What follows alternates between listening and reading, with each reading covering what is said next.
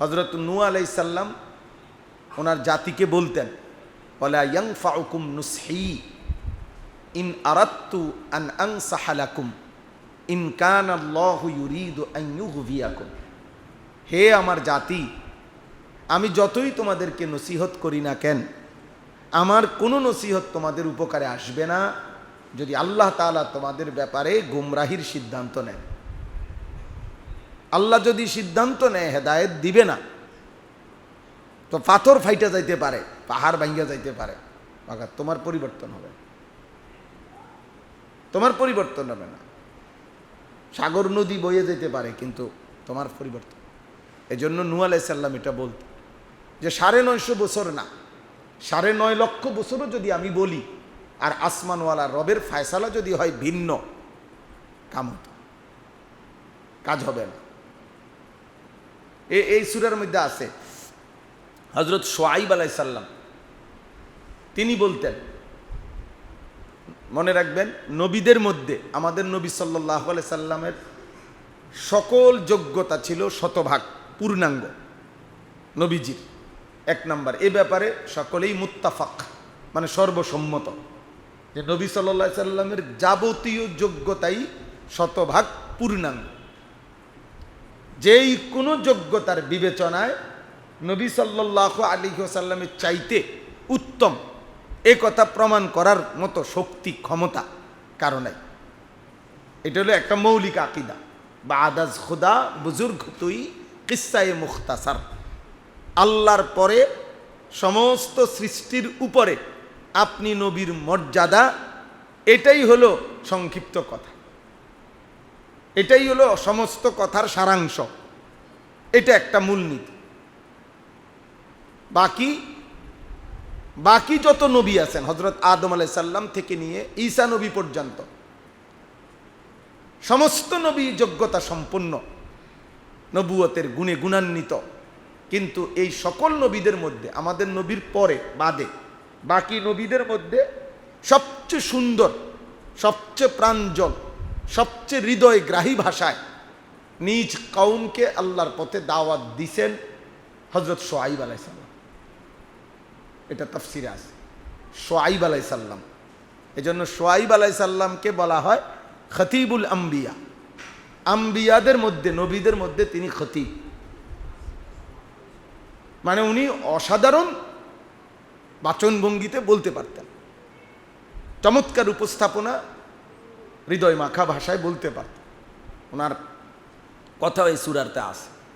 তো ওইখানে আছে শুআয়ব আলাইহিস সালাম দিবানিশি আল্লাহর কথা বলে মানুষকে সর্বোচ্চ দরদ মাখা, হৃদয় ভরা, আবেগের সবটুকু, ভালোবাসার সবটুকু দিয়ে বলে উনি লাস্টে বলতেন, ইন উরিদু ইল্লাল ইসলাহা মাস্তাতাতু।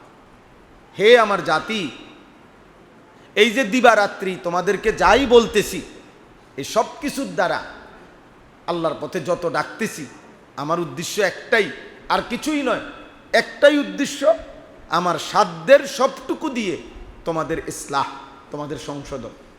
আমি তোমাদের পরিবর্তন চাই, আমি তোমাদের জিন্দেগির সৌন্দর্য চাই, আমি তোমাদের ইসলাহ চাই, আমি তোমাদের আখিরাতমুখী জীবন চাই।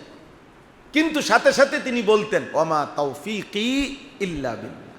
কিন্তু এটাও মনে রেখো, আমি আমার সবটুকু সামর্থ্য ব্যয় করলেও কাজ হবে না, কারণ তৌফিক একমাত্র কার হাতে? আল্লাহ। ওয়ামা তাওফীকি ইল্লা বিল্লাহ। তৌফিক শুধুই আল্লাহর হাতে, তৌফিক শুধুই আল্লাহর হাতে। এজন্য এটা জরুরি বিষয়। এজন্য এই প্রথম কথাটা বলে নিলাম, সব সময় আপনি আল্লাহর দিকে মুতাওয়াজ্জু হয়ে, আন্তরিক হয়ে আল্লাহর কথার প্রতি মনোযোগী হবেন। মসজিদের ইমাম সাহেব জুমার খুতবা যিনি বয়ান করে, ওনার কথায় আন্তরিক হবেন। উলামায়ে কেরাম যখন বয়ান করে, আপনি আন্তরিক হবেন। সবাই পরিচিত হওয়া জরুরি না, সবাই জনপ্রিয় হওয়া জরুরি না, সব হুজুরে সারা বাংলাদেশ চিনা জরুরি না। আপনাদের এই মসজিদের খতিব সাহেব মাওলানা আবুল বাশার ভাই, ওনারে যদি সারা বাংলাদেশ চিনতে হয়, বা আমাদের একজন হুজুরে যদি সবাই চিনে, তো বাংলাদেশের বাকি হুজুররা কি করব? তাহলে এটা কোনো বিষয় না, চিনে না না চিনে প্রসিদ্ধ না অপ্রসিদ্ধ এটা মুখ্য বিষয় নয়। মুখ্য বিষয় হলো আল্লাহর কথা, আমার আখিরাত। প্রধান বিষয় কি বলেন? আখিরাত। আখিরাত মূল বিষয়। এই জন্য সব সময় আপনার সরাসরি শুনবার সুযোগ যখনই মিলে এটাকে খুব কদর করা উচিত, এতে ফায়দা হয় বেশি। কোরআনুল কারীমের মধ্যে আছে, ইন্না ফি যালিকা লাযিকরা লিমান কানা লাহু কলবুন আও আলকাস সামআ ওয়া হুয়া শাহীদ। আল্লাহ তাআলা বলছে, নিশ্চয়ই তিনটি জিনিস যে একত্র করে, অন্তর, কান এবং সচক্ষে উপস্থিত, সরাসরি উপস্থিত। তো যে উপস্থিত মানে তার চোখ উপস্থিত, মানে চোখ তাফসীরে আছে। তাহলে চোখ, কান এবং অন্তর, এই তিন জিনিস যে একসাথ করে আল্লাহর কথা শুনে, আল্লাহ তাআলা বলে নিশ্চিত আমার কোরআনের মধ্যে তার জন্য অবশ্যই উপদেশ আছে। তার বদলাবে ইনশাআল্লাহ, তার জিন্দেগি সুন্দর হবে, তার কলিজা বিঁধবে, তার হৃদয়ে ভাবনা আসবেই, পরিবর্তন আসবে। কিন্তু শর্ত হলো কি, এই তিন জিনিস একত্র করতে হবে আল্লাহর কথার প্রতি। কান খোলা রাখতে হবে, চোখ এবং দিল একসাথ করা, একসাথ করা। এতে করে ফায়দা হয়, এতে করে অন্তরের মধ্যে আখিরাতের ফিকির ভাবনা আসে, ভাবনা আসে। এই জন্য আমি একসাথে এটা বললাম আর কি, মূলনীতি একদম মনোযোগী হওয়া সব সময়, আজকের জন্য না, আল্লাহর কথার প্রতি মনোযোগী হবে। আগের থেকেই নিজে কিছু বুঝেন, এই পণ্ডিতি, এই মানসিকতা রাখবেন, এই মানসিকতা রাখবেন না। শুধু শুধু তর্ক করবেন না, এটা উচিত না। বরঞ্চ আল্লাহর কথার দিকে আন্তরিক হওয়া, যে আমার যেন আমল নসিব হয়, আমার যেন জিন্দেগি পরিবর্তন হয়, আমার যেন আখিরাত সুন্দর হয়, আমার যেন পরকালের ভয় আসে। এটা দরকার, এটা দরকার। এজন্য দুই জিনিস কোরআনুল কারীমে সূরা মুলকের মধ্যে আছে।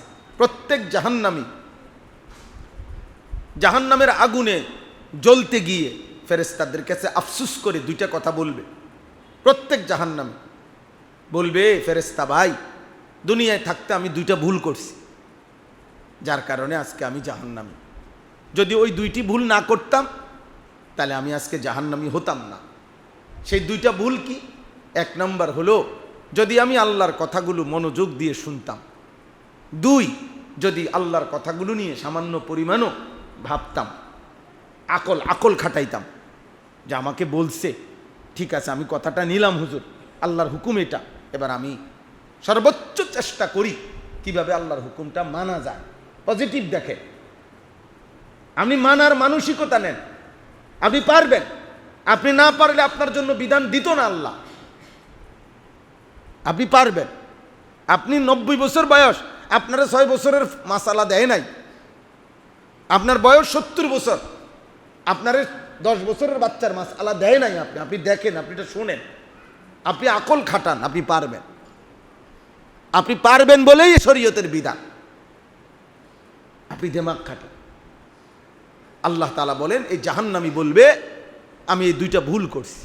এক নম্বরে মনোযোগ দিয়ে শুনিও নাই, দুই নম্বরে শোনা কথাগুলোকে আকল খাটাই নাই, দিমাগ খাটাই নাই, বুদ্ধি খাটাই নাই, বিবেচনা তো রাখি নাই, পাত্তাই দেই নাই। আর হয়েছে যাও থো, কত হুজুর কত কথা কইব, সব ধরে কি ফারবানি, এই এক কথা উড়াই দিস। আও এত গপ মাইরো না, হুজুরেরও দোষের শেষ নাই, এই শেষ। এটা কথা হইল নাকি? আমি বুঝেন নাই কথাটা? এরকম মাইক ফাইলে কত কথা কয়, সুন্দর সুন্দর কথা। আপনি এটা কি বলে, এটা কি ধামাচাপা দিলেন? এটা বলে আপনি কি বুঝাইতে চাইলেন? আপনি ধরে নেন একজন আপনার চোখের সামনে একজন হুজুরে ভুল করছে, তো তাই বলে কোরআন মিথ্যা হয়ে গেছে, আল্লাহর বিধান মিথ্যা হয়ে গেছে? আমরা তো স্পষ্ট এটা বলছি, যদি মনে করেন কোনো হুজুর, কোনো আলেমও যদি কোরআনের কোনো বিধান, শরীয়তের কোনো বিধান কোনো নাস্তিকের সামনে, কোনো মুরতাদের সামনে, কোনো আল্লাহদ্রোহী সামনে মনে করেন বুঝাইতে পারে নাই, উনি পারে না, তো এটা তো উনার যোগ্যতার কমতি, আল্লাহর কোরআনের ব্যর্থতা হইতে পারে না। যে হ্যাঁ হুজুর তর্ক করছে তো, হারিয়ে গেছে তো। না না, হারিয়ে গেলে হুজুর হারছে, হুজুর বলতে পারে নাই হয়তো, কিন্তু আল্লাহর কোরআন সত্য। এজন্য কোরআনে আছে ওয়া ফাওকা কুল্লি দি ইলমিন আলিম, প্রত্যেক এলেমওয়ালার উপরেই আমি আল্লাহ আরো জ্ঞানী রেখেছি। তাইলে রাস্তার মাথার ডাক্তার আর ঢাকার বড় হসপিটালের ডাক্তার এক আন্দাজ করলে হবে না। আপনি এখানে চিকিৎসা হয় নাই তো আরো আছে চিকিৎসার ব্যাপার, আরো আগান। আপনি ঢাকা নেন রুগী,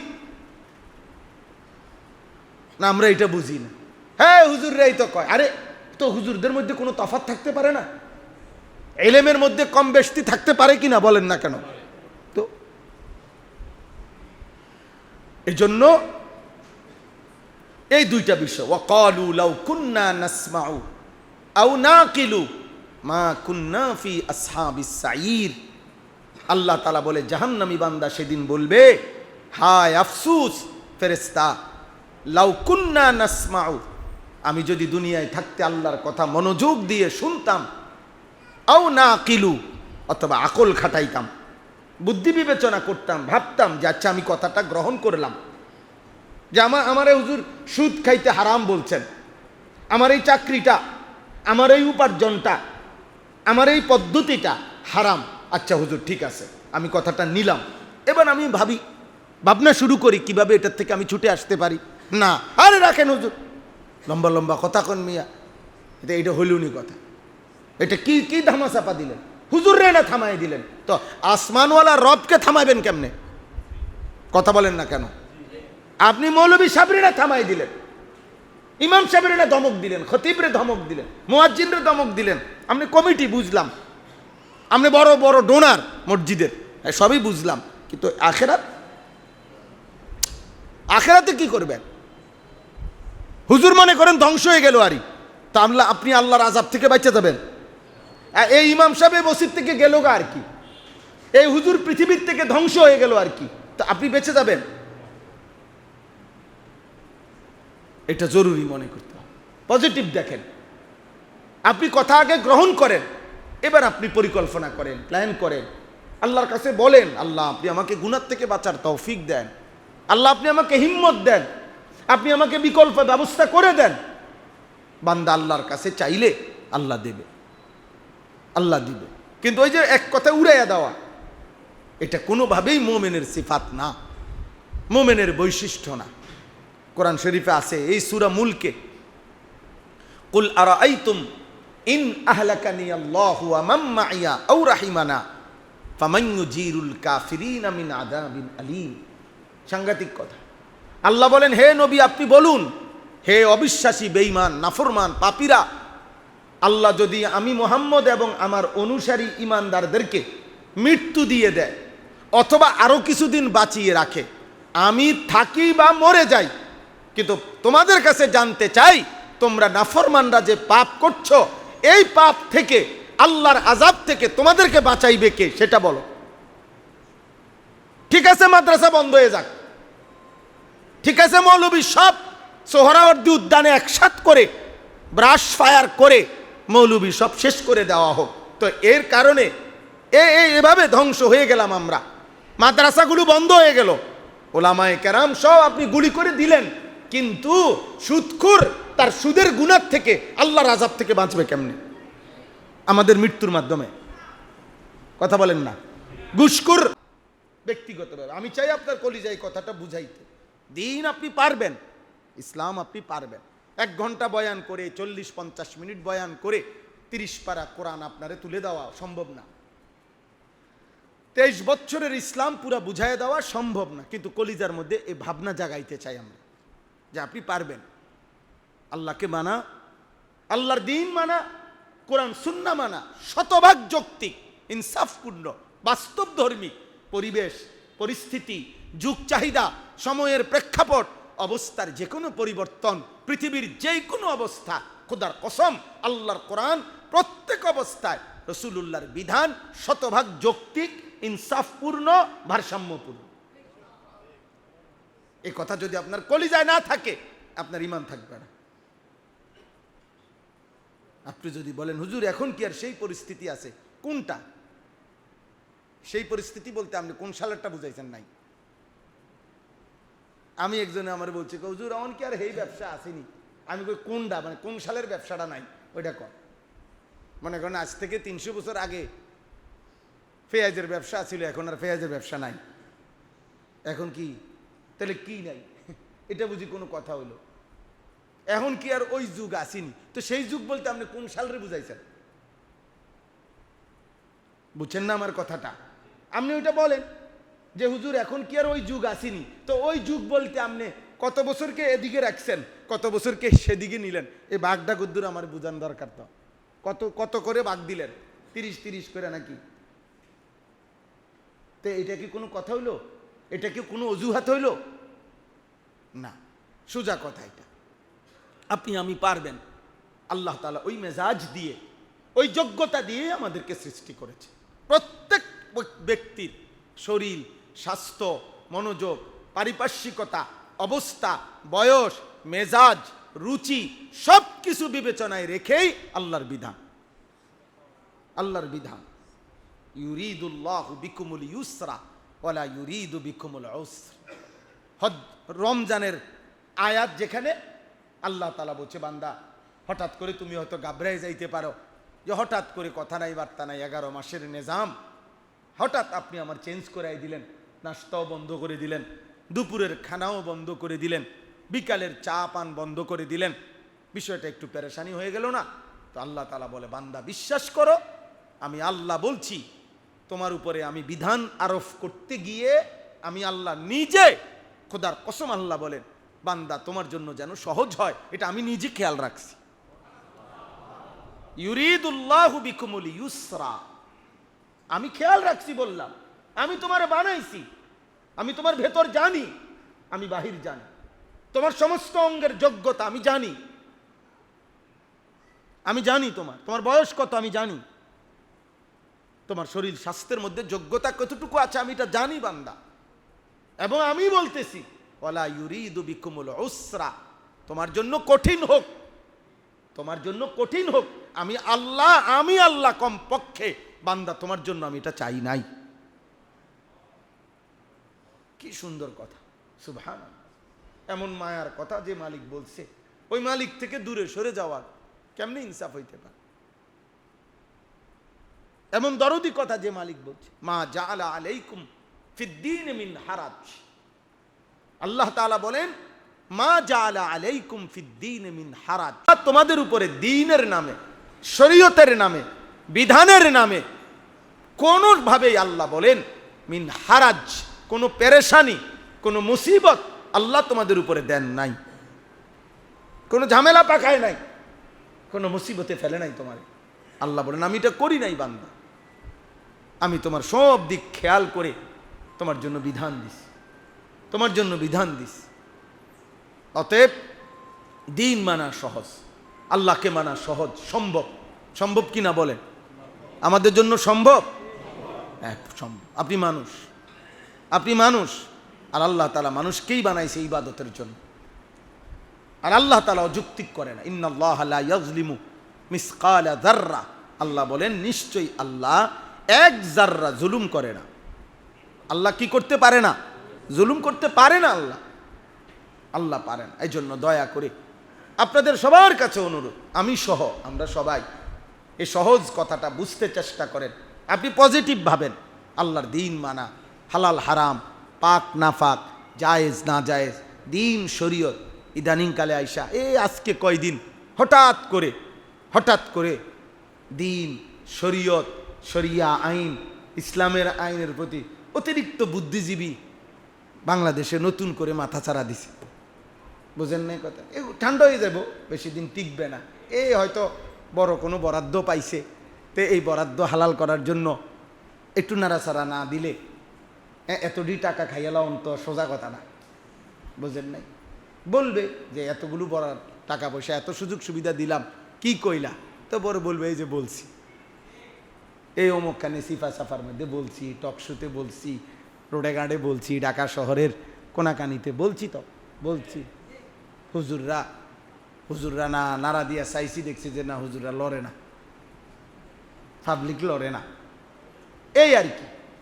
ফাআম্মা যাবাদু ফায়াযহাবু জুফাআন ওয়া আম্মা মা ইয়ানফাউন নাস ফায়ামকুসু ফিল আরদ। এটা কোরআন শরীফের আয়াত। এই আয়াতের অর্থ হলো, আপনি সহজে বুঝবেন, সমুদ্রের যে ঢেউ উঠে, এই ঢেউয়ের মুখে যে সাদা ফেনা আছে না, ঢেউয়ের মুখে, এই ঢেউয়ের মুখের ফেনা পারে বাড়ি খাইয়া মিলাইয়া যায়, মানে ফেনাইটা থাকে না, ফেনা মিলিয়ে যায় সাদা, আর যেটা পানি, যেটা প্রয়োজন, এটা ধাক্কা খাইয়া আবার সাগরে ফিরে যায়, এটা থেকে যায়। তা আল্লাহ বলে যা ফেনা তা শুকিয়ে যায়, মিলিয়ে যায়, যা উপকারী তা মানুষের জন্য টিকেই থাকে, টিকেই থাকে, টিকেই থাকে।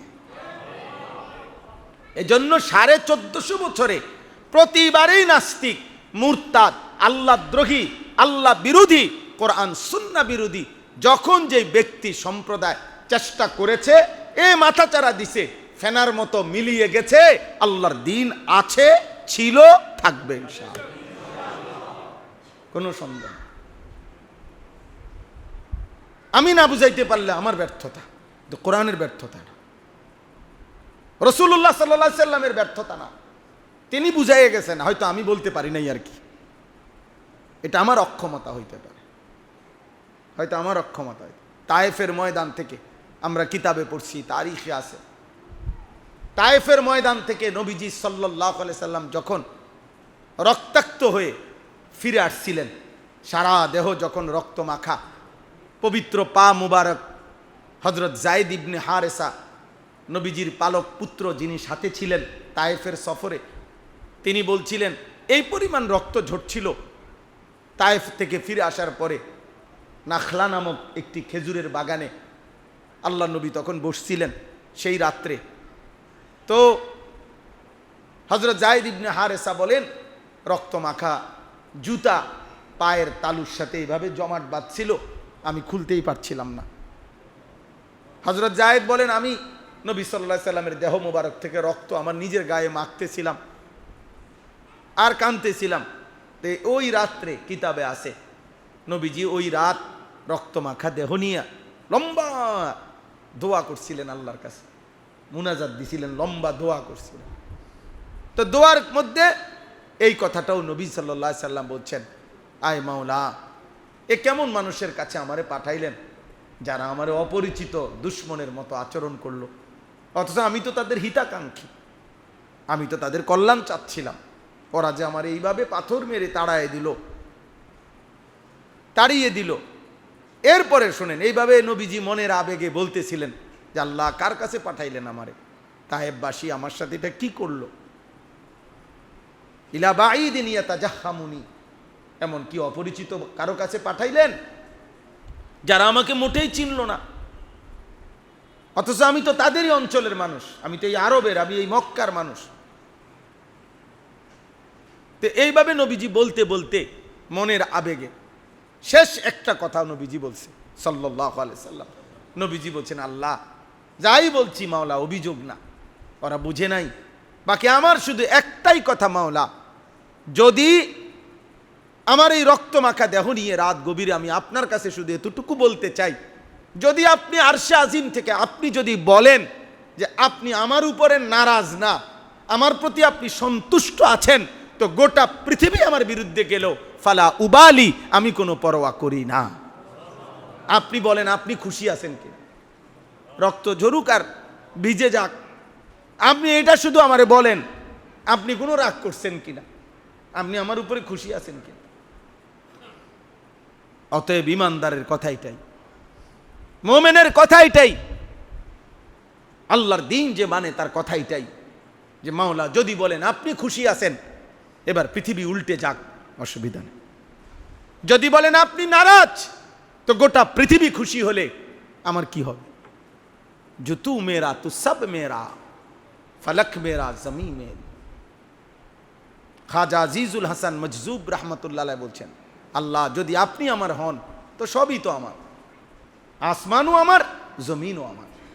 আগার এক তু নেহি মেরা তো কুই শাই নেহি মেরি, যদি একজন আপনি আমার না হন, আমার আর কিছুই নাই।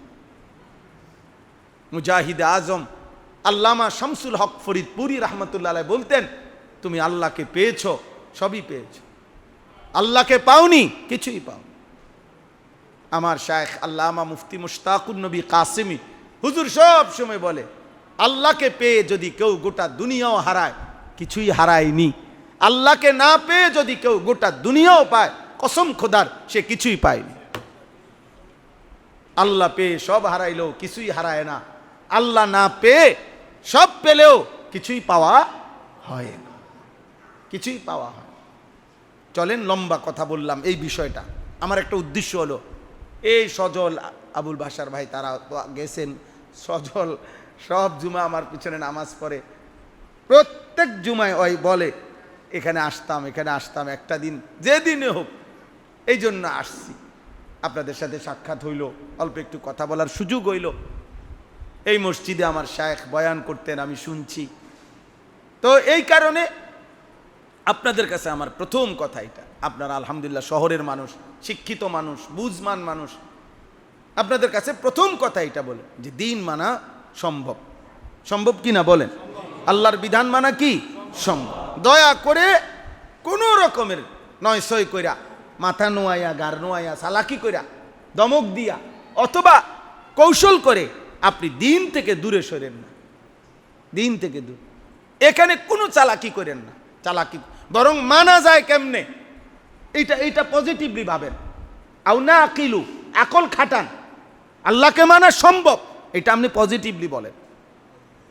আপনি ইতিবাচকভাবে দেখেন, প্রত্যেকটা হালাল হারাম, প্রতিটা জায়েজ না জায়েজ আপনি ফিকির করেন। আপনার ছেলেটা ফজরের নামাজ পড়ে না, এটা আপনার জীবনের ব্যর্থতা, আপনি এটা ভাবেন, ওরে কেমনে ফজরের নামাজের মুসল্লি বানাবেন। 365 দিনে খোদার এক বছরে একজন মুসলমানের সন্তান, মুসলমান বাবা মা জীবিত থাকা সত্ত্বেও ফজরের নামাজ পড়ে না, আল্লাহর কসম এর চাইতে বড় ব্যর্থতা আর কিছু হইতে পারে না আব্বা। এটা ভাবা যায় না, এটা মানা যায় না, মানা যায় না। 16 বছর যে মুসলমানের সন্তান ক্লাস 1 থেকে অনার্স পর্যন্ত, মাস্টার্স পর্যন্ত, কমপক্ষে 16 বছর মুসলমানের যেই সন্তান পড়ালেখা শিখলো, সে আল্লাহর কোরআন একটা পৃষ্ঠা দেখে দেখে শুদ্ধ পড়তে পারে না, খোদার কসম এটা মেনে নেওয়ার বিষয় না, এটা ব্যর্থতা, ব্যর্থতা, ব্যর্থতা। এটা গোটা ফ্যামিলির ব্যর্থতা, এটা আব্বা আপনার ব্যর্থতা, এটা ছেলেটারও ব্যর্থতা, এটা কাপুরুষতা, এটা খামখেয়ালি, এটা অবজ্ঞা, এটা আখেরাতকে সামান্য মনে করা, এটা আল্লাহকে পাত্তা না দেওয়া, এটা নবীকে পাত্তা না দেওয়া। মনে রাখেন, আখেরাতের মূল্য 30,000 টাকা না, আখেরাতের মূল্য মসজিদে 4টা ফ্যান না, আখেরাতের মূল্য 2 কাতার টাইলস না, আখেরাতের মূল্য 10 জন হুজুর ভাত খাওয়ান না। এত কম পয়সা দিয়ে আখেরাতের দাম শোধ করেন না,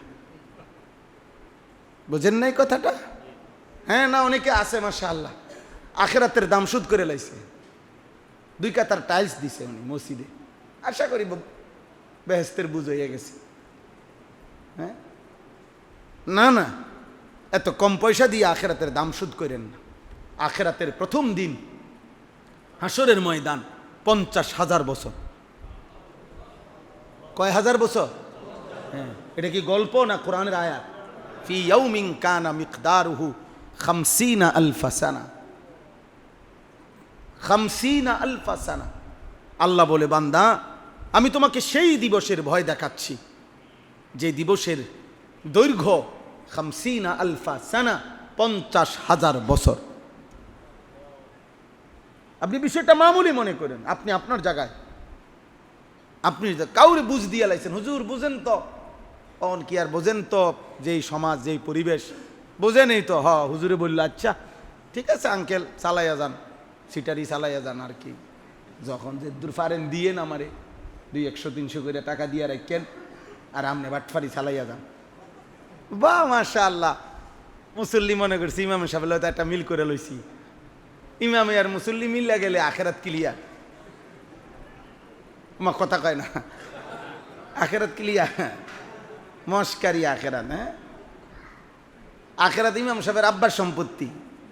হ্যাঁ তো কি আমরা না না নিজেরা একটা মিল পিসা হুজুরের লগে মিল করে নে, হুজুর খাস করে দোয়া করেন, যা পারছি দিছি, সামনে দিমু, যখন যেটা পারি দিয়া যাবো, আমনে এই সাইডে আমনে খেয়াল রাখেন, এই সাইডে আমি আসি নিজে যেদূর পারি, সুদে কিস্তিতে বাটপাড়িয়ে সিটারিয়ে 2 নম্বরই 6 নম্বরিতে, নাউজুবিল্লাহ নাউজুবিল্লাহ, আল্লাহ আমাকে মাফ করে দেন। আখেরাত যেন আমরা মামুলি মনে না করি, আখেরাত মামুলি মনে, আখেরাত বড় লম্বা সফর, জীবনের উদ্দেশ্য একটাই আখেরাত, মুসলমানের বেঁচে থাকার সার্থকতা আখেরাত। আখেরাত কোরআনুল কারীমের এই সূরাতে আছে, হুয়াল্লাযী খালাকাস সামাওয়াতি ওয়াল আরদা ফি সিত্তাতি আইয়ামিন, আল্লাহ তাআলা বলেন ওয়া কানা আরশুহু আলাল মা লিয়াবলুয়াকুম আইয়ুকুম আহসানু আমালা, 6 দিনে আমি আসমান ও জমিন সৃষ্টি করেছি। আসমান ও জমিন সৃষ্টি করার পূর্বে আমার আরশ পানির উপরে ভাসমান ছিল। আল্লাহ তাআলা বলেন এই 6 দিনে 7 আসমান ও জমিন আমি সৃষ্টি করেছি বান্দা, কেন জানো? লিয়াবলুয়াকুম, তোমাদেরকে পরীক্ষা করার জন্য। ইন্না জাআলনা মা আলাল আরদি জিনাতাল লাহা, সূরা কাহফের মধ্যে আছে। আল্লাহ তাআলা বলেন গোটা পৃথিবীর যেখানে যেই সৌন্দর্য দেখো, আমি আল্লাহ এই সৌন্দর্যময় জিনাত আমি সাজিয়েছি, আমি বানাইছি। ফুলের সুন্দর আমার দেওয়া, পাখির সুন্দর আমার দেওয়া, আসমানের সুন্দর আমার দেওয়া, রৌদ্রের সুন্দর আমার দেওয়া, গাছের সুন্দর আমার দেওয়া, সব সুন্দর আমি আল্লাহর দেওয়া। কেন বানাইছি এমন সুন্দর করে জানো? লিনাবলুয়াহুম, পরীক্ষা করার। আল্লাযী খালাকাল মাউতা ওয়াল হায়াতা লিয়াবলুয়াকুম, আল্লাহ তাআলা বলে জানো বান্দা, মৃত্যুর সৃষ্টি আমি করি, জীবনের সৃষ্টি আমি করি। কেন জীবন সৃষ্টি করেছি তোমার জানো? লিয়াবলুয়াকুম, পরীক্ষা করার জন্য। একই কথা কিনা বলেন না? একই কথা কিনা বলেন? হ্যাঁ, আসমান ও জমিন আল্লাহ বানাইছেন আমাদের জন্য, কেন বলেন না? পরীক্ষা করার জন্য। পৃথিবীটাকে সুন্দর করে সাজিয়েছেন আমাদের জন্য, কেন? পরীক্ষা করার জন্য। আমাদের হায়াত দিয়েছেন, কেন? পরীক্ষা করার জন্য। পরীক্ষা করার জন্য, পরীক্ষা করার জন্য, কামুলি খামখেয়ালি করার জন্য। দুনিয়া দারুল ইমতিহান, দুনিয়া পরীক্ষার ঘর, আখিরাত দারুল জাযা, ফলাফলের ঘর। দুনিয়া দারুল মিহান, দুনিয়া মেহনতের ঘর। আখিরাত দারুল রাহা ওয়াস সুরুর, আরাম, সুখ, শান্তি, মজার ঘর আখিরাত। দুনিয়া কিসের ঘর? মেহনতের ঘর। একজন বিশ্ববিখ্যাত বুজুর্গ ছিলেন, অল্প কিছুদিন হয় ইন্তেকাল করেছেন, পাকিস্তানের, যিনি মালয়েশিয়া বেশি থাকতেন, হযরত মাওলানা পীর জুলফিকার আহমদ নকশবন্দি রাহমাতুল্লাহ আলাইহি। অনেক বড় বুজুর্গ ছিলেন, সারা বিশ্বব্যাপী আলমী আল্লাহওয়ালা ছিলেন, আন্তর্জাতিক মানের। তো উনি একটা সুন্দর কথা বলতেন যে, হে মোমেন ইমানদারগণ, আমরা ইমানদার মনে রাখবেন আমাদের জীবনের 3টা অংশ। একজন ইমানদার এই দুনিয়ার হায়াত মেহনত করবে, কবরের জীবন অল্প কিছুক্ষণ বিশ্রাম করবে, আর জান্নাতে চিরস্থায়ী আরাম করবে। খালাস, মেহনত করবে দুনিয়ায়, বিশ্রাম করবে কবরে, আরাম করবে জান্নাতে। বলেন, মেহনত করবে কোথায়? বিশ্রাম করবে কোথায়? আরাম করবে কোথায়? জান্নাত। জান্নাত। এজন্য জিন্দিগি মানেই মেহনত। 1 সেকেন্ড আপনি সকাল 8টা থেকে 4টা আপনার অফিস টাইম, চাকরির টাইম, আপনার দোকানের টাইম, এরপরে আপনি ছুটি, আপনি মুক্ত, আপনি স্বাধীন, এরপরের অংশ আপনার নিজের। আর 8টা থেকে 4টা কোম্পানির নিয়ম, অফিসের নিয়ম মানতে হবে। এটা আপনাদের দুনিয়াবি জীবনে হইতে পারে, কিন্তু আল্লাহর কসম আমাদের কারো হায়াত, জওয়ান কিংবা বুড়া, নারী কিংবা পুরুষ, আমরা মুসলমান যারা, আমাদের জীবনের এমন কোনো সিস্টেম, এমন কোনো ভাগ আমাদের জীবনে নাই যে 12 ঘন্টা শরীয়তের বিধান, 14 ঘন্টা শরীয়তের বিধান, 16 ঘন্টা শরীয়তের বিধান, এমন সিস্টেম নাই আমাদের। এই ভাগ করা কোরআন সুন্নাহর হুকুমের ক্ষেত্রে, দিন মানার ক্ষেত্রে, আল্লাহ এবং তার রসুলের বিধান মানার ক্ষেত্রে, যে হুজুর এখন আমি এশার নামাজ পড়ছি, ফজরের নামাজ আবার আমার মসজিদে ফাইলেই হইছে, এবার বাকি এই 8 ঘন্টা আমি মুক্ত, আমি স্বাধীন, টেলিভিশন দেখমু, নাচ দেখমু, নর্তকী দেখমু, গান শুনমু, আড্ডাবাজি করমু। আল্লাহর কসম ইসলাম এটাকে বলে না। ইসলামে এমন কোনো বিভাজন বিভক্তি নাই। 24 ঘন্টা আল্লাহর হুকুমের অধীন, রসুলের তরিকার অধীন। কয় ঘন্টা? 24 ঘন্টা। আপনার জন্য না আলাদা কোনো নাই, আপনার জন্য আলাদা কোনো সিস্টেম নাই, আলাদা কোনো বিরতি নাই। ইসলাম মানার ক্ষেত্রে কোনো কি নাই? বিরতি নাই, ছুটি নাই। ছুটি নাই। মোমেনের কোনো ছুটি হয় না, ইমানদারের ছুটি হয় না, ইবাদতের কোনো ছুটি হয় না, সুন্নাত অনুসরণের কোনো ছুটি হয় না, আল্লাহকে মানার কোনো ছুটি হয় না। হাসি, কান্না, আনন্দ, বেদনা, আবেগ, অনুভূতি, ব্যক্তি, ঘর, সংসার, স্বামী স্ত্রী, ছেলে মেয়ে, বাজার, ব্যবসা, দেশ, রাষ্ট্র, রাজনীতি, আন্তর্জাতিক পরিমণ্ডল, পেশাব, পায়খানা, আহার, নিদ্রা, খাদ্য, খাবার, এমনকি একেবারে নিঃশ্বাস কেমনে ফেলবে, খোদার কসম নবী তাও উম্মতের জন্য ঠিক করে দিছে। এজন্য হাদিসে আছে, আল্লাহর নবী সাল্লাল্লাহু আলাইহি সাল্লাম বলছেন, নবীজির সাহাবীরা বলছেন যে এই দেখেন, এই বাচ্চাটার দিকে দেখেন, ওর দিকে দেখেন, ও যদি এখানে আপনার পারমাণবিক বোমাও পড়ে এরপরও ওই মোবাইল থেকে চোখ সরাবে না। এমন মনোযোগ দিয়ে দেখ, এমন ওই জন্য জমিদারে এমনভাবে হেলান দিয়ে বসছে, এখানে এতগুলো বয়স্ক মানুষ, এতটা ছোট বাচ্চার কোনো ফিকির নেই। আমি এটা দেখাইলাম আর কি একটা উদাহরণ। এইটাই আমার দুঃখ, আমার আফসোস। মোবাইল প্রতিবন্ধী বানায়, আমার ফতুয়া এটা। বড় মোবাইল প্রতিবন্ধী বানায়, ভারসাম্যহীন বানায়। ও আর পার্থক্য করতে পারে না যে এটা এখানে মানাবে কিনা, এটা যৌক্তিক কিনা। একজন না, আমি বুঝে এরকম শত শত ছেলে দেখেন, এরা ভারসাম্যহীন, প্রতিবন্ধী, এ আর বুঝে না। এর কাছে সব জায়গায় এক কথা, এন হুজুর না পাবলিক, মসজিদ না মাদ্রাসা, বয়স্ক মানুষ না জোয়ান মানুষ, মা না শাসি, তার কথা হলে এক কথা, যা পাইবা। ল্যাংটা মানুষ পাইলেও ছবি উঠাইবা, কাপড় ফিন্দিন না মানুষ পাইলেও ছবি উঠাইবা। হ্যাঁ হ্যাঁ হ্যাঁ, এ প্রতিবন্ধী, যে ভারসাম্যহীন, সে ভারসাম্যহীন। হ্যাঁ, আপনি দেখেন না, আপনি এখানে একজন পাগল দেখেন যে কোনোখানে, যে উলঙ্গ যদি কোনো পাগল থাকে, তো কাপড় পরা এরকম আরো পাগল দেখবেন চারিদিকে দাঁড়াইয়া ভিডিও করতেছে, লাইভ চলতেছে, লাইভ। এই সেদিন পত্রিকা আসছে না এই খবরটা, ওই বেচারা অ্যাক্সিডেন্টে তার স্ত্রী, তার একটা বাচ্চা মেয়ে মারা গেছে।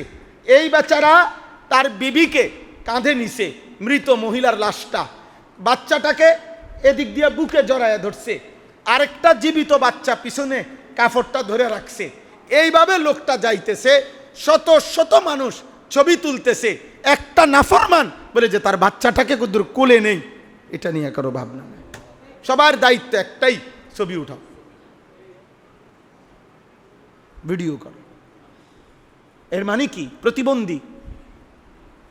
এর মানে তার সিরা ভারসাম্যহীন, মানসিক ভারসাম্যহীন।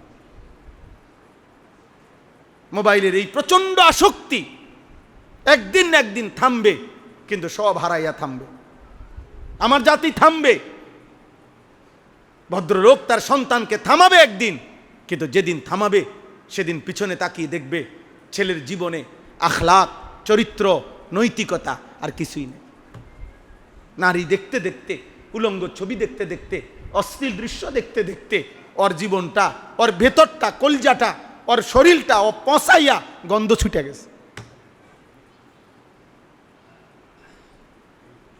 দুর্গন্ধ ছুটে গেছে। আপনারা আপনাদের সন্তানদেরকে ফেরান, আপনারা ফেরান। ভদ্রতার মুখোশ পরেন না, গুনাহ ভদ্রতা হইতে পারে না, অসভ্যতা ভদ্রতা নয়, অর্ধ উলঙ্গ উলঙ্গতা, বেহায়াপনা, বেপরদেগি, এটা আধুনিকতা হইতে পারে না। অসভ্যতা সর্বযুগে অসভ্যতাই, নোংরামি সর্বযুগে নোংরামি। আপনি এটাকে ভদ্রতার মুখোশ পরায়েন না, ভদ্রতার মুখোশ পরায়েন না। আল্লাহ আমাদেরকে হেফাজত করেন। আপনার এই নওজোয়ান ভাই, আমি যে কথাটা বলতেছিলাম এই জন্য আপনি এটা ভাবেন আপনার সন্তান 14 বছর 16 বছর একদিনও ফজরের নামাজ পড়বে না, এমন নাফরমান মা বাপ এমনও আছে, দুর্ভাগা বদনসিব মা বাপ বলতেছে এত ভোরে ভোরে উঠলে কষ্ট হবে, বাচ্চা মানুষ, ব্রেনে চাপ পড়বে। ব্রেন আপনার আব্বার, হ্যাঁ, ব্রেন ডাক্তারের আব্বার, ডাক্তারের বাপের ক্ষমতা আছে নাকি এটা বলার? ডাক্তার এই সিদ্ধান্ত দিবে কেন? মুসলমানের সন্তান নামাজ পড়বে না, আপনি কোন ডাক্তার থেকে এই ফয়সালা নিছেন? আমি নির্দিষ্ট ডাক্তারকে বলতেছি না, মানে বুঝাইলাম। যদি বলেন আপনি যে ডাক্তারে বলছে, বলে আপনার পায়ে সমস্যা, পায়ে ব্যথা, আপনার পায়ে অসুবিধা, আপনার ডাক্তার সাহেবের কাছে বলার সাথে সাথে উনি সিল বানায় নিছে, কাট করে সিল মারিয়ে দিছে, চেয়ারে বসে নামাজ পড়বেন। ডাক্তারের বাপের ক্ষমতা নাই এটা বলার, কোন ডাক্তারের এই অধিকার নাই। আমি চ্যালেঞ্জ করলাম, চেয়ারে বসে নামাজ পড়া আর প্যারাসিটামল লেখা এক কথা না। চেয়ারে বসে নামাজ পড়া এটা ইসলামের বিধান, নামাজ পড়া এটা ইসলামের কি বিধান। আর নামাজের মধ্যে দাঁড়ানো এটা ফরজ। এই ফরজ আপনি ছেড়ে দিতে হইলে সুনির্দিষ্ট কারণ দেখিয়ে উলামায়ে কেরাম থেকে, মুফতি সাহেব থেকে ফতোয়া নিতে হবে আপনাকে, ফতোয়া। আমি বলি, আবারও বুঝেন, চেয়ারে বসে নামাজ পড়া হারাম না। আবার বলতেছি, বুঝছেননি কথা? চেয়ারে বসে নামাজ পড়া কি নয়? হারাম নয়, কিন্তু শুধু ডাক্তারের সিদ্ধান্তে নামাজ পড়লে ওই নামাজ হবে না। ডাক্তারের এটা অধিকার নাই, এটা একটা ফতোয়া, এটা প্যারাসিটামল না। কথা বুঝেন নাই আমার? চেয়ারে বসে নামাজ পড়বে লোকটা, না বসে নামাজ পড়বে না দাঁড়াইয়া পড়বে, এটা কি ওষুধ না ফতোয়া? এটা শরীয়তের একটা মাসালা না? তো এই মাসালা আর ওষুধ কি বরাবর হয়ে গেল? তো উনি এই সিল মারলো কেন? উনি যে প্রথমেই সিলিটা মাইরা দেয় চেয়ারে বসে নামাজ পড়বেন, এই অধিকার উনাকে কে দিল? কথা বলেন। আমি তো ওষুধ লিখি না, কারণ আমার তো এই বিষয়টা বুঝি না। তো উনি এই বিষয়টা বোঝে না, উনি এটা লিখবে কেন? হ্যাঁ, উনি এটা বলতে পারে, আপনার পায়ের যেই অবস্থা মনে হচ্ছে চেয়ারে বসে নামাজ পড়লে আপনার সুবিধা হইতে পারে, আপনি একজন নির্দিষ্ট মুফতি সাহেব থেকে আমার এই প্রেসক্রিপশন হালাত আপনি শুনান। উনি বলবে, মুফতি সাহেব বলবে। অবশ্যই কোনো আলেমে দ্বীনের সাথে ফতোয়া নিতে হয়, এবং জানতেন কোনো হুজুরের কাছ থেকে নিলে হইতো না, উনি নির্ভরযোগ্য মুফতি হইতে হবে। যে কোনো হুজুর ওই ফতে অটোর মধ্যে বইয়া, কি হুজুর আপনি কি কন? আচ্ছা চালাইয়া নেন। হ্যাঁ, হুজুরে বলছে, কোনানে কইছে মিয়া? অটোতে, অটোর মধ্যে এক জায়গায় কান্দিরপাড় যাইতেছিলাম, হঠাৎ অটোতে হুজুর একজন দেখা হয়েছে। অটো হুজুর না, অটো হুজুর দিয়ে হইতো না, মুফতি হুজুর হইতে হইব। সিএনজি হুজুর হইলে হবে না। কথা বুঝেন নাই? আপনি নির্ভরযোগ্য আলেমের কাছে যে আপনার হালাত বলতে হবে, আপনার হালাত বলতে হবে। আল্লাহ আমাদেরকে বুঝার তৌফিক দান করে। তাইলে দয়া করে আল্লাহর ওয়াস্তে মুসলমানের সন্তানদেরকে, মুসলমানের বাবা ফজরের নামাজে অভ্যস্ত হন। বলেন ইনশাআল্লাহ। ফজরের নামাজ দামি নামাজ, ফজরের নামাজ দামি নামাজ। ফজরবিহীন ঈমান পূর্ণ হয় না। ফজরের নামাজ, বিশ্বাস করেন, এই কোরআন হাতে ধরে বললাম, ফজরের নামাজে অনুপস্থিত যেই মুসল্লি, আল্লাহ নবী সাল্লাল্লাহু আলাইহি সাল্লামের জামানায় সাহাবাদের কাছে এটা একেবারে শতসিদ্ধ প্রসিদ্ধ নিয়ম ছিল। সাহাবায়ে কেরাম ফজরের অনুপস্থিত মুসল্লিকে যদি অসুস্থ না হইতো তাহলে মুনাফিক বলতেন, কসম খোদা। যদি রোগাক্রান্ত না হতো তো ওনারা বলতেন, আমরা তাকে মুনাফিকই ভাবতাম। ফজরের নামাজ, ইজা ফাকাদনাল ইনসানা ফি সালাতি সুবহি আসানা বিহি যান, হযরত আব্দুল্লাহ ইবনে ওমরের রিওয়ায়াত। আমরা যখন কাউকে আমাদের জামানায় ফজরে অনুপস্থিত দেখতাম, আমরা তার ব্যাপারে দুইটি ধারণা করতাম, হয় অসুস্থ নয় মুনাফিক, নয় মুনাফিক, নয় মুনাফিক। পৃথিবীর কোনো কিতাবে নাই জুমার নামাজ ঈমান, মুমিন না মুনাফিক, এই পার্থক্যের চিহ্ন জুমার নামাজ না। জুমার নামাজের ফজিলত অনেক, অনেক ফজিলত, অনেক ফজিলত, অনেক ফজিলত, অনেক ফজিলত। জুমার দিনের ফজিলত জুমার নামাজের ফজিলত। নবীজি বলছে 3 জুমা পর পর যার ছুটে যায় সে যেন ঈমান থেকে খারিজ হয়ে যায়। কথা বুঝছেন? এটা আলাদা বিষয়, কিন্তু আপনি মুমিন নাকি মুনাফিক এটা পার্থক্যের চিহ্ন হলো ফজরের নামাজ। ফজরের নামাজ, ফজরের নামাজ, ফজরের নামাজে মুমিনের হাজিরা হয়, ফজরের নামাজে মুনাফিক বঞ্চিত হয়।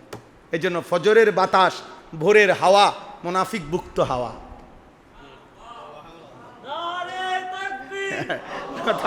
ফজরের হাওয়া, হ্যাঁ এটাই বাস্তবতা, মুনাফিক মুক্ত হাওয়া।